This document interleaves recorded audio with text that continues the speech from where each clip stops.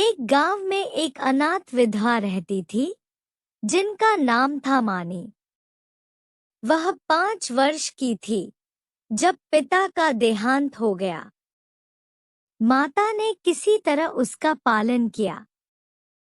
16 वर्ष की अवस्था में मोहल्ले वालों की मदद से उसका विवाह भी हो गया, पर साल के अंदर ही माता और पति दोनों विदा हो गए। इस विपत्ति में उसे अपने चाचा वंशीधर के सिवा और कोई नजर न आया जो उसे आश्रय देता। वंशीधर ने अब तक जो व्यवहार किया था उससे यह आशा न हो सकती थी कि वहां वह शांति के साथ रह सकेगी, पर वह सब कुछ सहने और सब कुछ करने को तैयार थी।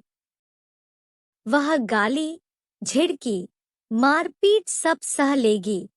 कोई उस पर संदेह तो न करेगा, उस पर मिथ्या लांछन तो न लगेगा, शोधों और लुच्चों से तो उसकी रक्षा होगी। वंशीधर को कुल मर्यादा की कुछ चिंता हुई। मानी की याचना को अस्वीकार न कर सके, लेकिन 2-4 महीने में ही मानी को मालूम हो गया कि इस घर में बहुत दिनों तक उसका निबाह न होगा। वह घर का सारा काम करती, इशारों पर नाचती, सबको खुश रखने की कोशिश करती, पर न जाने क्यों चचा और चची दोनों उससे जलते रहते। उसके आते ही मेहरी अलग कर दी गई। नहलाने धुलाने के लिए एक लौंडा था, उसे भी जवाब दे दिया गया, पर मानी से इतना उबार होने पर भी चचा और चची न जाने क्यों उससे मुंह फुलाए रहते। कभी चचा घुड़कियां जमाते, कभी चची कोसती, यहाँ तक कि उसकी चचेरी बहन ललिता भी बात बात पर उसे गालियां देती। घर भर में केवल उसके चचेरे भाई गोकुल ही को उससे सहानुभूति थी। उसी की बातों में कुछ स्नेह का परिचय मिलता था। वह अपनी माता का स्वभाव जानता था। अगर वह उसे समझाने की चेष्टा करता या खुल्लम खुल्ला मानी का पक्ष लेता तो मानी को एक घड़ी घर में रहना कठिन हो जाता। इसलिए उसकी सहानुभूति मानी ही को दिलासा देने तक रह जाती थी। वह कहता, बहन, मुझे कहीं नौकर हो जाने दो, फिर तुम्हारे कष्टों का अंत हो जाएगा। तब देखूंगा कौन तुम्हें तिरछी आंखों से देखता है। जब तक पढ़ता हूँ तभी तक तुम्हारे बुरे दिन हैं। मानी ये स्नेह में डूबी हुई बात सुनकर पुलकित हो जाती और उसका रोआ रोआ गोकुल को आशीर्वाद देने लगता। आज ललिता का विवाह है। सबेरे से ही मेहमानों का आना शुरू हो गया है। गहनों की झनकार से घर गूंज रहा है।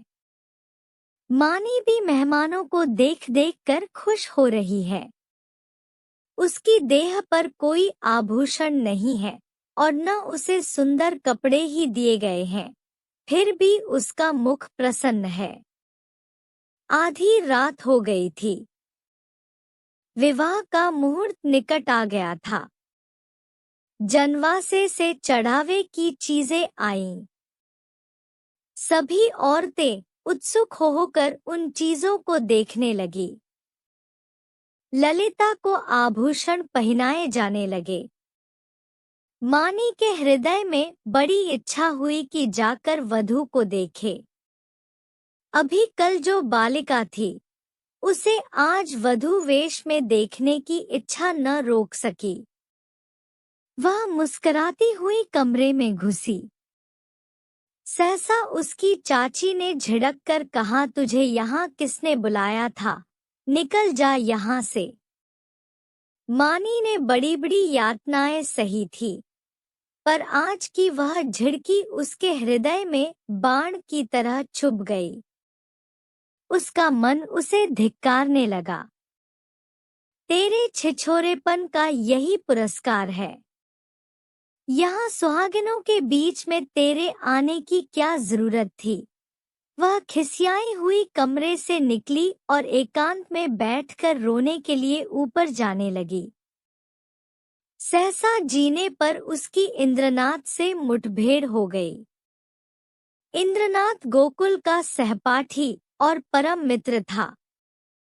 वह भी न्योते में आया हुआ था। इस वक्त गोकुल को खोजने के लिए ऊपर आया था। मानी को वह 2 बार देख चुका था और यह भी जानता था कि यहाँ उसके साथ बड़ा दुर्व्यवहार किया जाता है। चाची की बातों की भनक उसके कान में भी पड़ गई थी। मानी को ऊपर जाते देखकर वह उसके चित्त का भाव समझ गया और उसे सांत्वना देने के लिए ऊपर आया, मगर दरवाजा भीतर से बंद था। उसने किवाड़ की दरार से भीतर झांका। मानी मेज के पास खड़ी रो रही थी। उसने धीरे से कहा, मानी, द्वार खोल दो। मानी उसकी आवाज सुनकर कोने में छिप गई और गंभीर स्वर में बोली, क्या काम है? इंद्रनाथ ने गदगद स्वर में कहा, तुम्हारे पैरों पड़ता हूँ मानी, खोल दो। यह स्नेह में डूबा हुआ विनय मानी के लिए अभूतपूर्व था। इस निर्दय संसार में कोई उससे ऐसे विनती भी कर सकता है, इसकी उसने स्वप्न में भी कल्पना न की थी। मानी ने कांपते हुए हाथों से द्वार खोल दिया। इंद्रनाथ झपटकर कमरे में घुसा। देखा कि छत से पंखे के कड़े से एक रस्सी लटक रही है। उसका हृदय कांप उठा। उसने तुरंत जेब से चाकू निकालकर रस्सी काट दी और बोला, क्या करने जा रही थी मानी? जानती हो इस अपराध का क्या दंड है? मानी ने गर्दन झुकाकर कहा, इस दंड से कोई और दंड कठोर हो सकता है। जिसकी सूरत से लोगों को घृणा है, उसे मरने के लिए भी अगर कठोर दंड दिया जाए तो मैं यही कहूंगी कि ईश्वर के दरबार में न्याय का नाम भी नहीं है। तुम मेरी दशा का अनुभव नहीं कर सकते। इंद्रनाथ की आंखें सजल हो गईं। मानी की बातों में कितना कठोर सत्य भरा हुआ था। बोला, सदा ये दिन नहीं रहेंगे मानी। अगर तुम यह समझ रही हो कि संसार में तुम्हारा कोई नहीं है, तो यह तुम्हारा भ्रम है। संसार में कम से कम एक मनुष्य ऐसा है जिसे तुम्हारे प्राण अपने प्राणों से भी प्यारे हैं। सहसा गोकुल आता हुआ दिखाई दिया। मानी कमरे से निकल गई। इंद्रनाथ के शब्दों ने उसके मन में एक तूफान सा उठा दिया। उसका क्या आशय है, यह उसकी समझ में न आया। फिर भी आज उसे अपना जीवन सार्थक मालूम हो रहा था। उसके अंधकार में जीवन में एक प्रकाश का उदय हो गया। इंद्रनाथ को वहां बैठे और मानी को कमरे से जाते देखकर गोकुल को कुछ खटक गया। उसकी त्योरियां बदल गई। कठोर स्वर में बोला, तुम यहाँ कब आए? इंद्रनाथ ने अविचलित भाव से कहा, तुम्ही को खोजता हुआ यहाँ आया था। तुम यहाँ न मिले तो नीचे लौटा जा रहा था। अगर चला गया होता तो इस वक्त तुम्हें यह कमरा बंद मिलता और पंखे के कड़े में एक लाश लटकती हुई नजर आती। गोकुल ने समझा, यह अपने अपराध के छिपाने के लिए कोई बहाना निकाल रहा है। तीव्र कंठ से बोला, तुम यह विश्वासघात करोगे, मुझे ऐसी आशा न थी। इंद्रनाथ का चेहरा लाल हो गया। वह आवेश में खड़ा हो गया और बोला, न मुझे यह आशा थी कि तुम मुझ पर इतना बड़ा लांछन रख दोगे। मुझे न मालूम था कि तुम मुझे इतना नीच और कुटिल समझते हो। मानी तुम्हारे लिए तिरस्कार की वस्तु हो, मेरे लिए वह श्रद्धा की वस्तु है और रहेगी। मुझे तुम्हारे सामने अपनी सफाई देने की जरूरत नहीं है, लेकिन मानी मेरे लिए उससे कहीं पवित्र है, जितनी तुम समझते हो। मैं नहीं चाहता था कि इस वक्त तुमसे ये बातें कहूँ। इसके लिए और अनुकूल परिस्थितियों की राह देख रहा था, लेकिन मामला आ पड़ने पर कहना ही पड़ रहा है। मैं यह तो जानता था कि मानी का तुम्हारे घर में कोई आदर नहीं, लेकिन तुम लोग उसे इतना नीच और त्याज्य समझते हो, यह आज तुम्हारी माताजी की बातें सुनकर मालूम हुआ। केवल इतनी सी बात के लिए वह चढ़ावे के गहने देखने चली गई थी।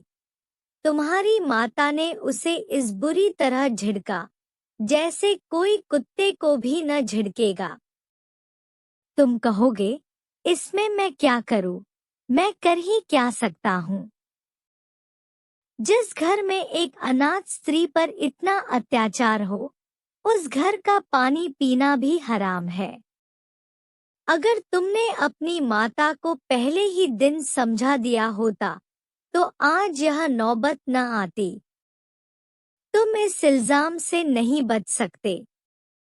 तुम्हारे घर में आज उत्सव है।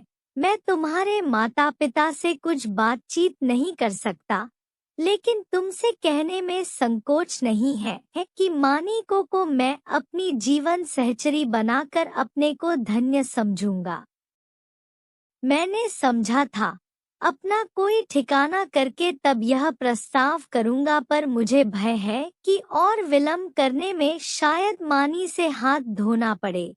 इसलिए तुम्हें और तुम्हारे घर वालों को चिंता से मुक्त करने के लिए मैं आज ही यह प्रस्ताव किए देता हूँ। गोकुल के हृदय में इंद्रनाथ के प्रति ऐसी श्रद्धा कभी न हुई थी। उस पर ऐसा संदेह करके वह बहुत ही लज्जित हुआ। उसने यह अनुभव भी किया कि माता के भय से मैं मानी के विषय में तटस्थ रहकर कायरता का दोषी हुआ हूँ। यह केवल कायरता थी और कुछ नहीं। कुछ झंपता हुआ बोला, अगर अम्मा ने मानी को इस बात पर झिड़का तो वह उनकी मूर्खता है। मैं उनसे अवसर मिलते ही पूछूंगा। इंद्रनाथ, अब पूछने पाछने का समय निकल गया। मैं चाहता हूँ कि तुम मानी से इस विषय में सलाह करके मुझे बतला दो। मैं नहीं चाहता कि अब वह यहाँ क्षण भर भी रहे। मुझे आज मालूम हुआ कि वह गर्विणी प्रकृति की स्त्री है, और सच पूछो तो मैं उसके स्वभाव पर मुग्ध हो गया हूँ। ऐसी स्त्री अत्याचार नहीं सह सकती। गोकुल ने डरते डरते कहा, लेकिन तुम्हें मालूम है, वह विधवा है। जब हम किसी के हाथों अपना असाधारण हित होते देखते हैं, तो हम अपनी सारी बुराइयां उसके सामने खोलकर रख देते हैं। हम उसे दिखाना चाहते हैं कि हम आपकी इस कृपा के सर्वथा योग्य नहीं हैं। इंद्रनाथ ने मुस्कुराकर कहा, जानता हूँ, सुन चुका हूँ, और इसीलिए तुम्हारे बाबूजी से कुछ कहने का मुझे अब तक साहस नहीं हुआ। लेकिन न जानता तो भी इसका मेरे निश्चय पर कोई असर न पड़ता। मानी विधवा ही नहीं, अछूत हो, उससे भी गई बीती अगर कुछ हो सकती है, वह भी हो, फिर भी मेरे लिए वह रमणी रत्न है। हम छोटे छोटे कामों के लिए तजुर्बेकार आदमी खोजते हैं। जिसके साथ हमें जीवन यात्रा करनी है, उसमें तजुर्बे का ऐप समझते हैं। मैं न्याय का गला घोटने वालों में नहीं हूँ। विपत्ति से बढ़कर तजुर्बा सिखाने वाला कोई विद्यालय आज तक नहीं खुला। जिसने इस विद्यालय में डिग्री ले ली, उसके हाथों में हम निश्चिंत होकर जीवन की बागडोर दे सकते हैं। किसी रमणी का विधवा होना मेरी आंखों में दोष नहीं, गुण है। गोकुल ने पूछा, लेकिन तुम्हारे घर के लोग? इंद्रनाथ ने प्रसन्न होकर कहा, मैं अपने घरवालों को इतना मूर्ख नहीं समझता कि इस विषय में आपत्ति करें। लेकिन वे आपत्ति करें भी तो मैं अपनी किस्मत अपने हाथ में ही रखना पसंद करता हूँ। मेरे बड़ों को मुझ पर अनेकों अधिकार हैं। बहुत सी बातों में मैं उनकी इच्छा को कानून समझता हूँ, लेकिन जिस बात को मैं अपनी आत्मा के विकास के लिए शुभ समझता हूँ, उसमें मैं किसी से दबना नहीं चाहता। मैं इस गर्व का आनंद उठाना चाहता हूँ कि मैं स्वयं अपने जीवन का निर्माता हूँ। गोकुल ने कुछ शंकित होकर कहा, और अगर मानी न मंजूर करे? इंद्रनाथ को यह शंका बिल्कुल निर्मूल जान पड़ी। बोले, तुम इस समय बच्चों की सी बात कर रहे हो गोकुल। यह मानी हुई बात है कि मानी आसानी से मंजूर न करेगी। वह इस घर में ठोकरें खाएगी, झिड़कियां सहेगी, गालियां सुनेगी, पर इसी घर में रहेगी। युगों के संस्कारों को मिटा देना आसान नहीं है, लेकिन हमें उसको राजी करना पड़ेगा। उसके मन से संचित संस्कारों को निकालना पड़ेगा। मैं विधवाओं के पुनर्विवाह के पक्ष में नहीं हूँ। मेरा ख्याल है कि पतिव्रत का अलौकिक आदर्श संसार का अमूल्य रत्न है और हमें बहुत सोच समझकर उस पर आघात करना चाहिए। लेकिन मानी के विषय में यह बात नहीं उठती। प्रेम और भक्ति नाम से नहीं, व्यक्ति से होती है। जिस पुरुष की उसने सूरत भी नहीं देखी, उससे उसे प्रेम नहीं हो सकता। केवल रस्म की बात है। इस आडंबर की, इस दिखावे की हमें परवाह नहीं करनी चाहिए। देखो, शायद कोई तुम्हें बुला रहा है। मैं भी जा रहा हूँ।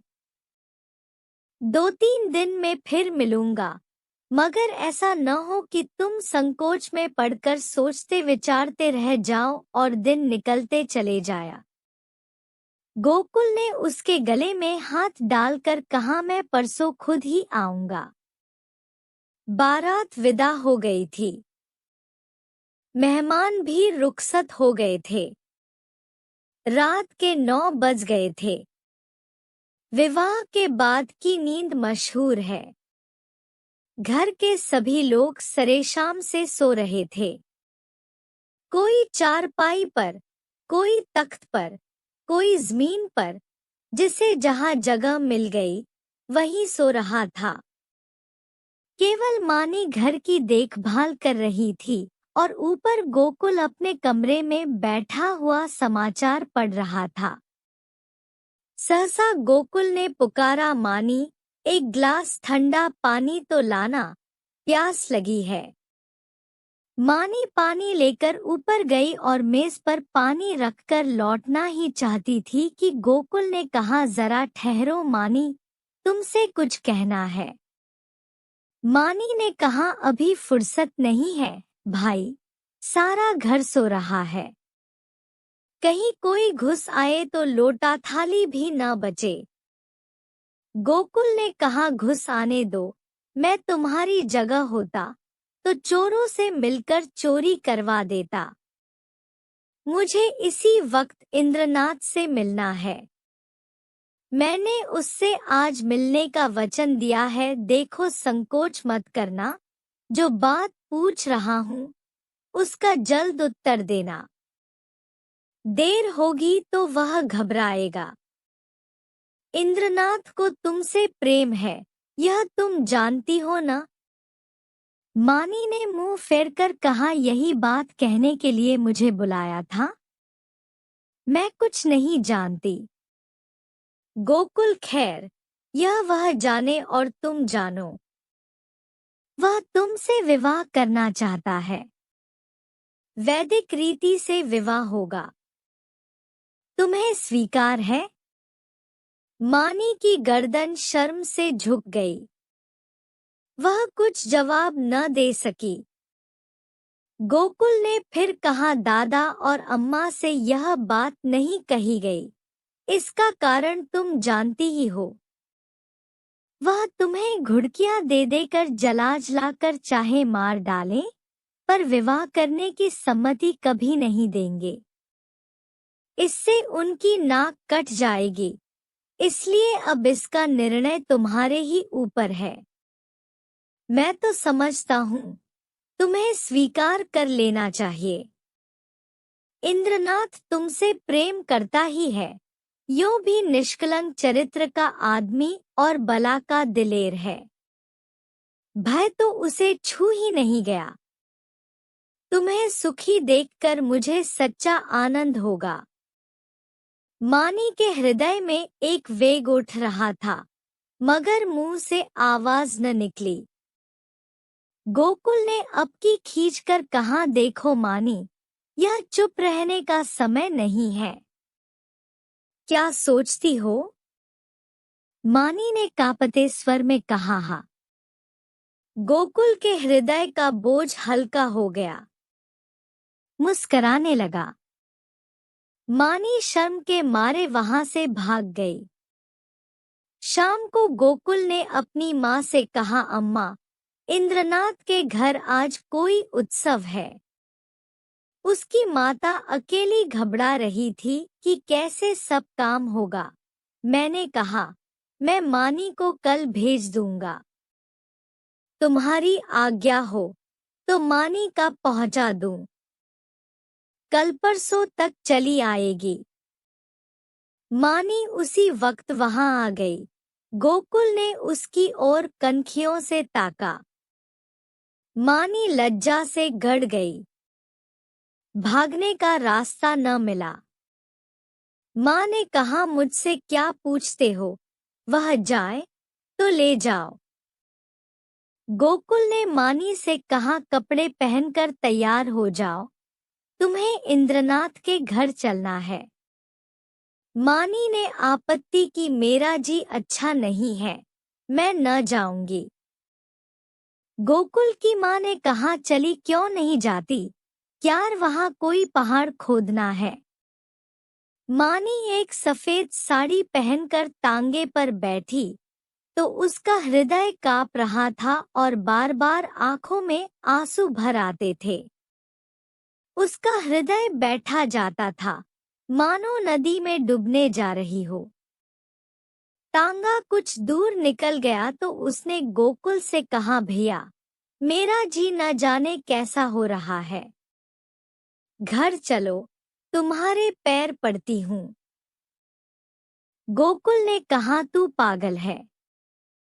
वहां सब लोग तेरी राह देख रहे हैं और तू कहती है लौट चलो।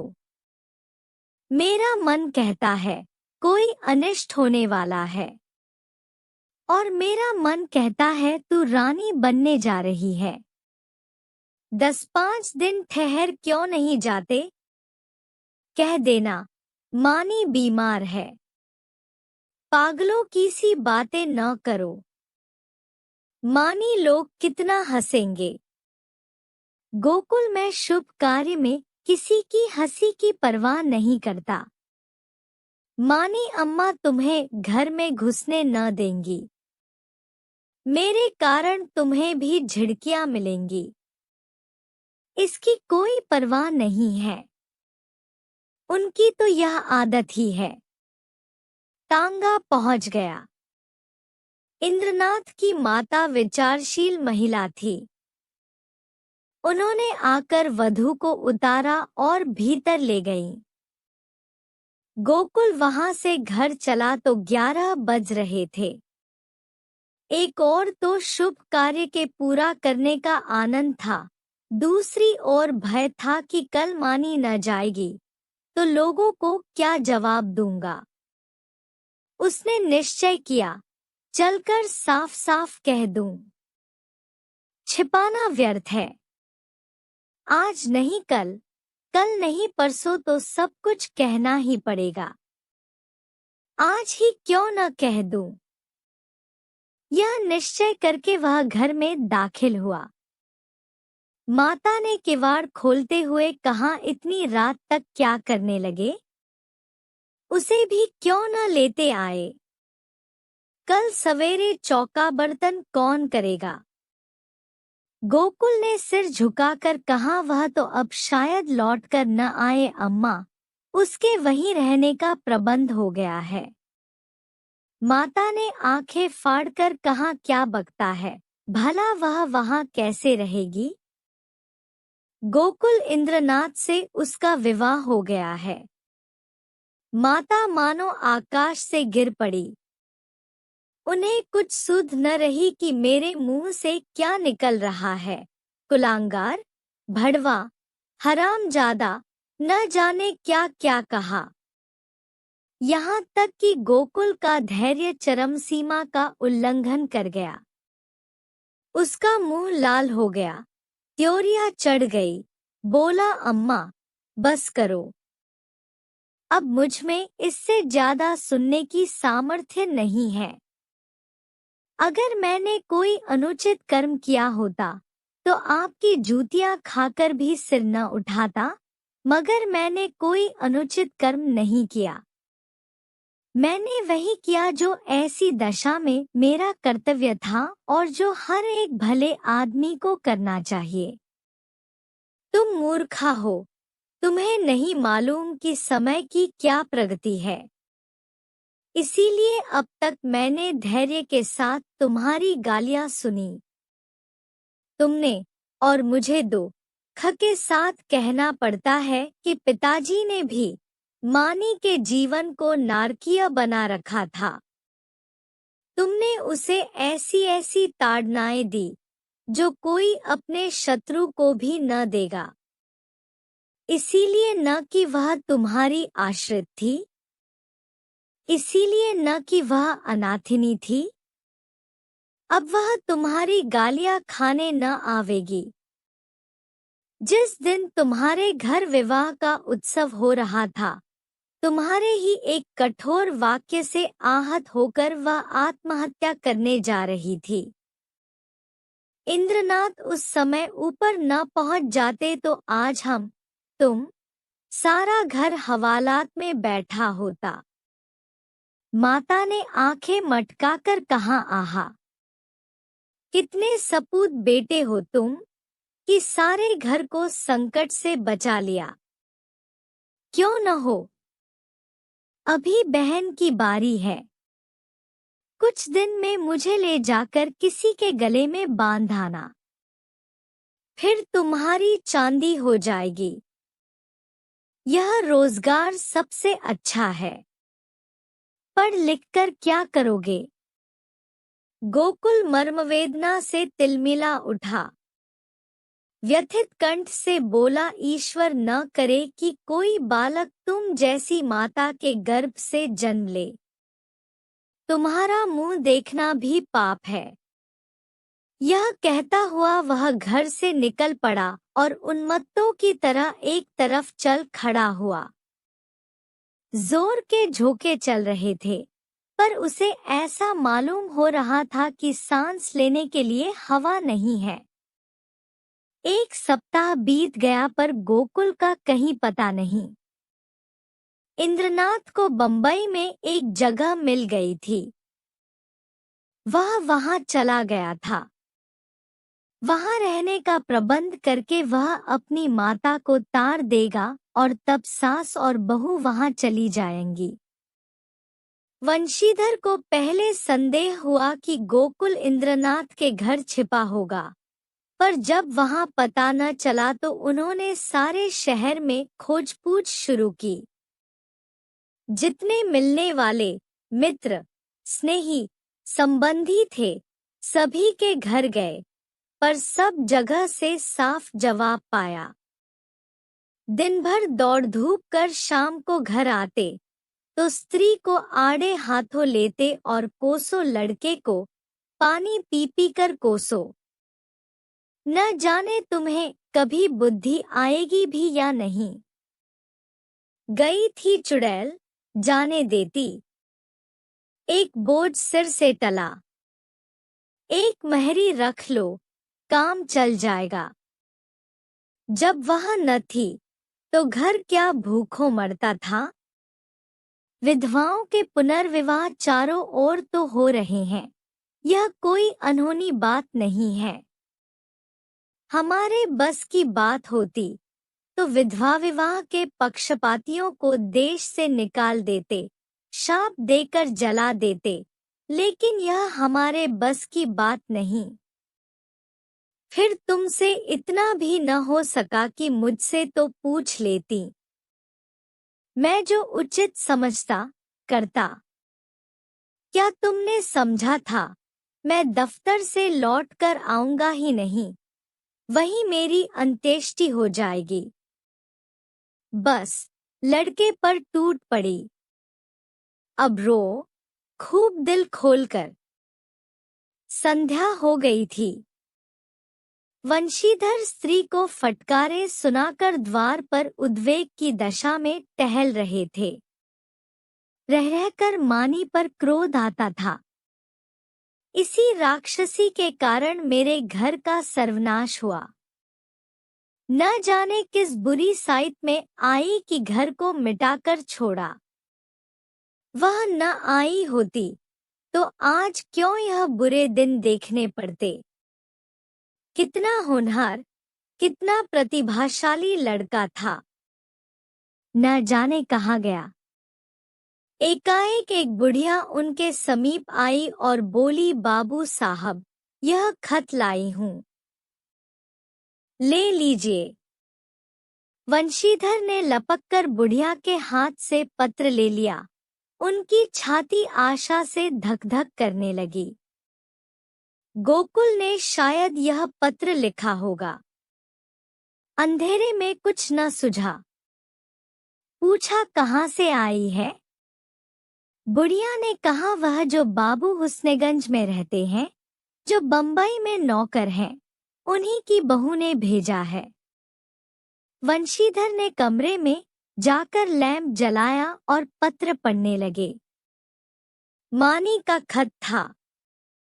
लिखा था, पूज्य चाचा जी, अभागिनी मानी का प्रणाम स्वीकार कीजिए।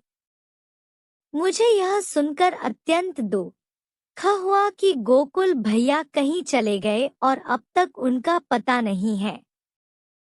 मैं ही इसका कारण हूँ। यह कलंक मेरे ही मुख पर लगना था, वह भी लग गया।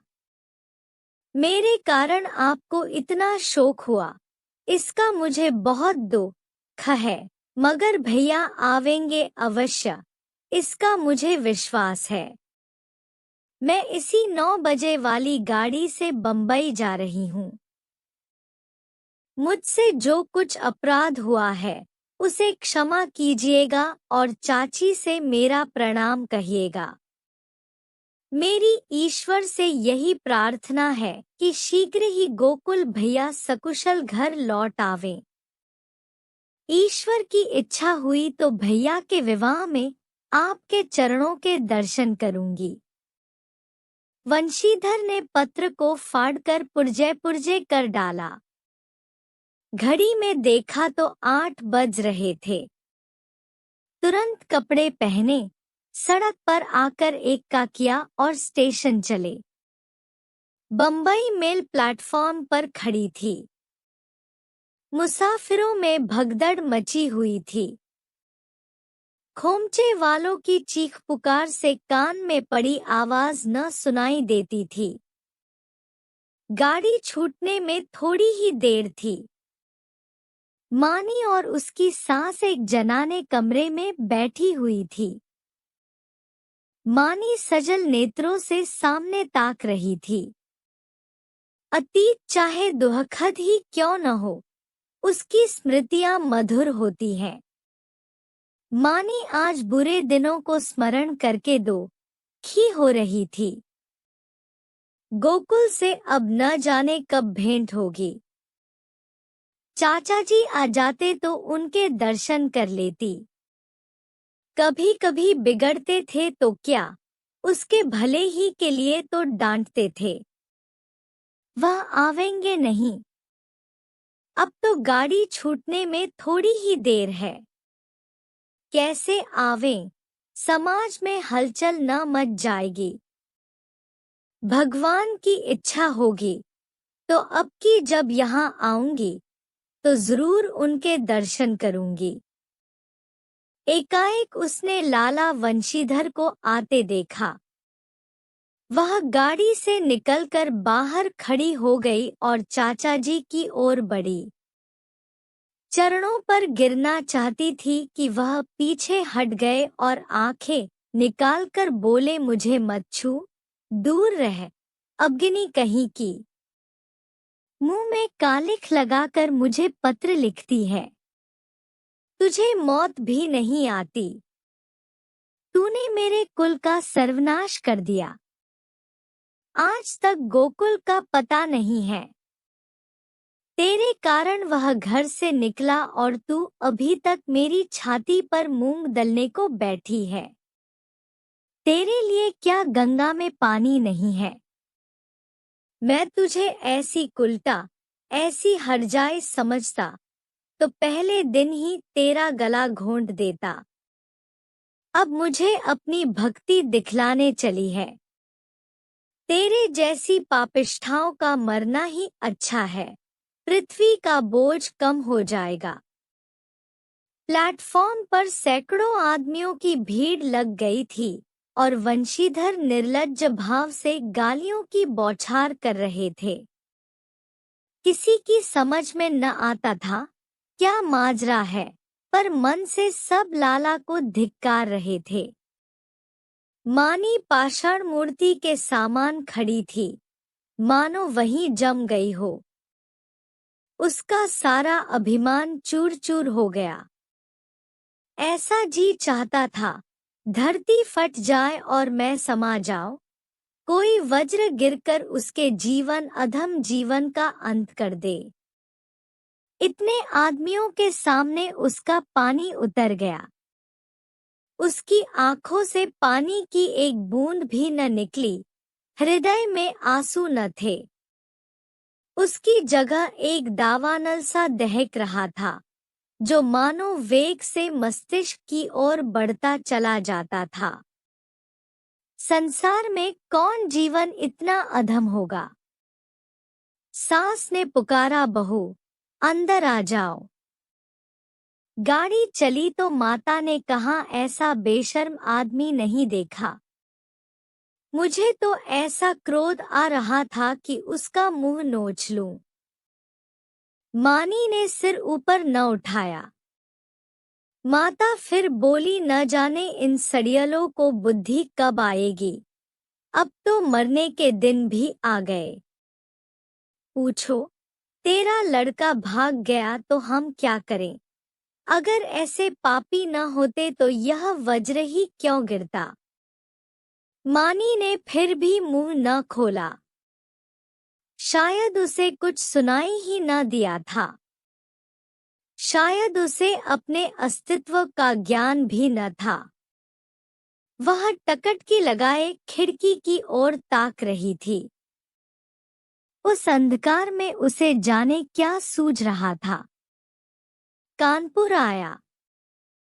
माता ने पूछा, बेटी कुछ खाओगी। थोड़ी सी मिठाई खा लो, 10 कब के बज गए। मानी ने कहा, अभी तो भूख नहीं है अम्मा, फिर खा लूंगी। माताजी सोई। मानी भी लेटी, पर चचा की वह सूरत आंखों के सामने खड़ी थी और उनकी बातें कानों में गूंज रही थी। मैं इतनी नीच हूँ, ऐसी पतित, कि मेरे मर जाने से पृथ्वी का भार हल्का हो जाएगा। क्या कहा था, तू अपने माँ बाप की बेटी है तो फिर मुंह मत दिखाना। न दिखाऊंगी, जिस मुंह पर ऐसी कालिमा लगी हुई है, उसे किसी को दिखाने की इच्छा भी नहीं है। गाड़ी अंधकार को चीरती चली जा रही थी। मानी ने अपना ट्रंक खोला और अपने आभूषण निकालकर उसमें रख दिए। फिर इंद्रनाथ का चित्र निकालकर उसे देर तक देखती रही। उसकी आंखों में गर्व की एक झलक सी दिखाई दी। उसने तस्वीर रख दी और आप ही आप बोली, नहीं नहीं, मैं तुम्हारे जीवन को कलंकित नहीं कर सकती। तुम देवतुल्य हो, तुमने मुझ पर दया की है। मैं अपने पूर्व संस्कारों का प्रायश्चित कर रही थी। तुमने मुझे उठाकर हृदय से लगा लिया, लेकिन मैं तुम्हें कलंकित न करूंगी। तुम्हें मुझसे प्रेम है।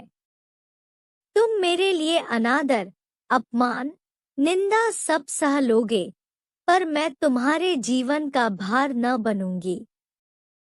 गाड़ी अंधकार को चीरती चली जा रही थी। मानी आकाश की ओर इतनी देर तक देखती रही कि सारे तारे अदृश्य हो गए और उस अंधकार में उसे अपनी माता का स्वरूप दिखाई दिया, ऐसा उज्ज्वल, ऐसा प्रत्यक्ष कि उसने चौंक कर आंखें बंद कर ली। न जाने कितनी रात गुजर चुकी थी। दरवाजा खुलने की आहट से माताजी की आंखें खुल गईं। गाड़ी तेजी से चलती जा रही थी, मगर बहू का पता न था। वह आंखें मलकर उठ बैठीं और पुकारा, बहू, बहू। कोई जवाब न मिला। उनका हृदय धक धक करने लगा। ऊपर के बर्थ पर नजर डाली, पेशाबखाने में देखा, बेंचों के नीचे देखा, बहू कहीं न थी। तब वह द्वार पर आकर खड़ी हो गई। बहू का क्या हुआ? यह द्वार किसने खोला? कोई गाड़ी में तो नहीं आया? उनका जी घबराने लगा। उन्होंने किवाड़ बंद कर दिया और जोर जोर से रोने लगी। किससे पूछें? डाकगाड़ी अब न जाने कितनी देर में रुकेगी, कहती थी। बहू मर्दानी गाड़ी में बैठें, पर मेरा कहना न माना। कहने लगी, अम्मा जी, आपको सोने की तकलीफ होगी, यही आराम दे गई। सहसा उसे खतरे की जंजीर याद आई। उसने जोर जोर से कई बार जंजीर खींची। कई मिनट के बाद गाड़ी रुकी। गार्ड आया। पड़ोस के कमरे से 2-4 आदमी और भी आए। फिर लोगों ने सारा कमरा तलाश किया। नीचे तख्ते को ध्यान से देखा। रक्त का कोई चिन्ह न था। असबाब की जांच की। बिस्तर, संदूक, संदूकची, बर्तन सब मौजूद थे। ताले भी सब बंद थे। कोई चीज गायब न थी। अगर बाहर से कोई आदमी आता तो चलती गाड़ी से जाता कहाँ? एक स्त्री को लेकर गाड़ी से कूद जाना असंभव था। सब लोग इन लक्षणों से इसी नतीजे पर पहुंचे कि मानी द्वार खोलकर बाहर झांकने लगी होगी और मुठिया हाथ से छूट जाने के कारण गिर पड़ी होगी। गार्ड भला आदमी था। उसने नीचे उतरकर 1 मील तक सड़क के दोनों तरफ तलाश किया। मानी का कोई निशान न मिला। रात को इससे ज्यादा और क्या किया जा सकता था? माताजी को कुछ लोग आग्रहपूर्वक एक मर्दाने डिब्बे में ले गए। यह निश्चय हुआ कि माताजी अगले स्टेशन पर उतर पड़े और सबेरे इधर-उधर दूर तक देखभाल की जाए। विपत्ति में हम परमुखापेक्षी हो जाते हैं। माताजी कभी इसका मुंह देखती, कभी उसका। उनकी याचना से भरी हुई आंखें मानो सबसे कह रही थी, कोई मेरी बच्ची को खोज क्यों नहीं लाता। हाय, अभी तो बेचारी की चुंदरी भी नहीं मैली हुई। कैसे कैसे साधों और अरमानों से भरी पति के पास जा रही थी। कोई उस दुष्ट वंशीधर से जाकर कहता, क्यों नहीं ले, तेरी मनोभिलाषा पूरी हो गई, जो तू चाहता था वह पूरा हो गया। क्या अब भी तेरी छाती नहीं जुड़ाती। वृद्धा बैठी रो रही थी और गाड़ी अंधकार को चीरती चली जाती थी। रविवार का दिन था। संध्या समय इंद्रनाथ 2-3 मित्रों के साथ अपने घर की छत पर बैठा हुआ था। आपस में हास परिहास हो रहा था। मानी का आगमन इस परिहास का विषय था। एक मित्र बोले, क्यों इंद्र, तुमने तो वैवाहिक जीवन का कुछ अनुभव किया है, हमें क्या सलाह देते हो? बनाए कहीं घोंसला या यूं ही डालियों पर बैठे बैठे दिन काटें? पत्र पत्रिकाओं को देखकर तो यही मालूम होता है कि वैवाहिक जीवन और नरक में कुछ थोड़ा ही सा अंतर है। इंद्रनाथ ने मुस्कुराकर कहा, यह तो तकदीर का खेल है भाई, 16 आना तकदीर का। अगर एक दशा में वैवाहिक जीवन नरक तुल्य है तो दूसरी दशा में स्वर्ग से कम नहीं। दूसरे मित्र बोले, इतनी आजादी तो भला क्या रहेगी? इंद्रनाथ, इतनी क्या, इसका शतांश भी न रहेगी। अगर तुम रोज सिनेमा देखकर 12 बजे लौटना चाहते हो, 9 बजे सोकर उठना चाहते हो और दफ्तर से 4 बजे लौटकर ताश खेलना चाहते हो, तो तुम्हें विवाह करने से कोई सुख न होगा। और जो हर महीने सूट बनवाते हो, तब शायद साल भर में भी न बनवा सको। श्रीमती जी तो आज रात की गाड़ी से आ रही हैं? हाँ, मेल से। मेरे साथ चलकर उन्हें रिसीव करोगे ना? यह भी पूछने की बात है। अब घर कौन जाता है, मगर कल दावत खिलानी पड़ेगी। सहसा तार के चपरासी ने आकर इंद्रनाथ के हाथ में तार का लिफाफा रख दिया। इंद्रनाथ का चेहरा खिल उठा। झट तार खोलकर पढ़ने लगा। एक बार पढ़ते ही उसका हृदय धक हो गया, सांस रुक गई, सिर घूमने लगा, आंखों की रोशनी लुप्त हो गई, जैसे विश्व पर काला पर्दा पड़ गया हो। उसने तार को मित्रों के सामने फेंक दिया और दोनों हाथों से मुंह ढांपकर फूट फूट कर रोने लगा। दोनों मित्रों ने घबराकर तार उठा लिया और उसे पढ़ते ही हतबुद्धि से हो दीवार की ओर ताकने लगे। क्या सोच रहे थे और क्या हो गया? तार में लिखा था, मानी गाड़ी से कूद पड़ी। उसकी लाश लालपुर से 3 मील पर पाई गई। मैं लालपुर में हूँ, तुरंत आओ। एक मित्र ने कहा, किसी शत्रु ने झूठी खबर न भेज दी हो? दूसरे मित्र बोले, हाँ, कभी कभी लोग ऐसी शरारतें करते हैं। इंद्रनाथ ने शून्य नेत्रों से उनकी ओर देखा, पर मुंह से कुछ बोले नहीं।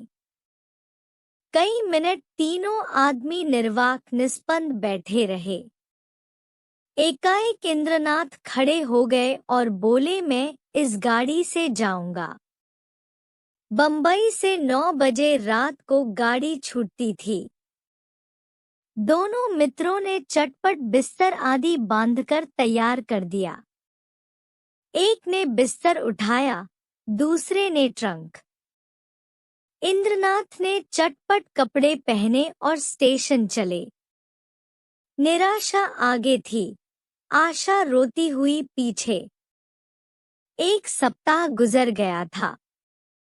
लाला वंशीधर दफ्तर से आकर द्वार पर बैठे ही थे कि इंद्रनाथ ने आकर प्रणाम किया। वंशीधर उसे देखकर चौंक पड़े। उसके अनपेक्षित आगमन पर नहीं, उसकी विकृत दशा पर, मानो वितराग शोक सामने खड़ा हो, मानो कोई हृदय से निकली हुई आह मूर्तिमान हो गई हो। वंशीधर ने पूछा, तुम तो बंबई चले गए थे ना? इंद्रनाथ ने जवाब दिया, जी हाँ, आज ही आया हूँ। वंशीधर ने तीखे स्वर में कहा, गोकुल को तो तुम ले बीते। इंद्रनाथ ने अपनी अंगूठी की ओर ताकते हुए कहा, वह मेरे घर पर है। वंशीधर के उदास मुख पर हर्ष का प्रकाश दौड़ गया। बोले, तो यहाँ क्यों नहीं आए? तुमसे कहाँ उसकी भेंट हुई? क्या बंबई चला गया था? जी नहीं, कल मैं गाड़ी से उतरा तो स्टेशन पर मिल गए। तो जाकर लिवा लाओ ना, जो किया अच्छा किया। यह कहते हुए वह घर में दौड़े। एक क्षण में गोकुल की माता ने उसे अंदर बुलाया।